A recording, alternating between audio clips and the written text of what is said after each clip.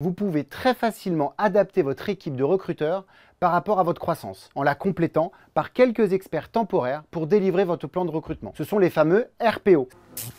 Au Tech Show, Calixte, notre expert RH de la société Avisio, nous parle du 0 to 1 de la structuration de la fonction RH.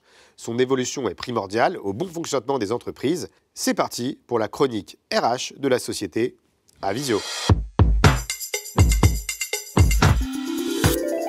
Merci Vincent. Aujourd'hui, on va vous parler du 0 to 1 et de la structuration de la fonction RH. La fonction People a beaucoup évolué ces dernières années, beaucoup innové, et tout spécialement dans l'écosystème de la tech. Ce qu'on appelait encore le service du personnel il y a 20 ans sont désormais un acteur essentiel des entreprises. L'hypercroissance des startups et des scale-up nécessite un accompagnement humain précis et individualisé pour attirer, retenir, développer les talents. La preuve, les ressources People ont plus que triplé dans les effectifs des entreprises en 15 ans. Il n'y a pas de règle pour commencer à structurer sa fonction People et à recruter des experts. Mais forcément, j'aime bien dire que le plus tôt est le mieux. On peut penser alors à 4 grands pôles. Premièrement, la base, le social et la paye. Tout le monde souhaite être payé correctement, dans les temps, disposer de documents fiables et être dans une société intègre. C'est une étape indispensable qui doit fonctionner, sinon l'impact peut être destructeur pour votre entreprise et vos collaborateurs. Ne négligez surtout pas cette partie. Tout retard pris, notamment sur le juridique, expose votre entreprise à de forts risques et revenir en arrière peut prendre du temps. Ensuite, la partie la plus simple à structurer dans votre organisation est le talent acquisition, le recrutement. Vous pouvez très facilement adapter votre équipe de recruteurs